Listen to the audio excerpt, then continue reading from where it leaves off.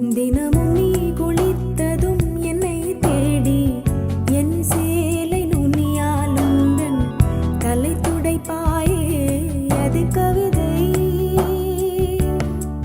திரு